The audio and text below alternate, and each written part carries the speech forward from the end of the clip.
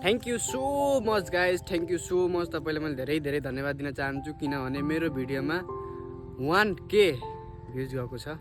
त्यसपछि मेरोमा 25 बिलियन त होइन 25 सब्सक्राइबर थिए र 1 सब्सक्राइबर बढेको छन्। त्यसको लागि चाहिँ धन्यवाद दिन चाहन्छु। यस्तै मेरो भिडियोमा जसले भिडियो हेर्छ नि एकफेर सब्सक्राइब गरिदिनु होला र सपोर्ट गर्नु होला।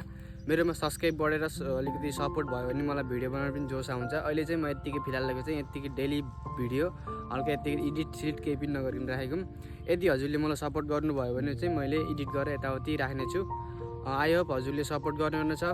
धन्यवाद। म चाहिँ यताको सानो किसान छोपियाको चाहिँ सानो किसान।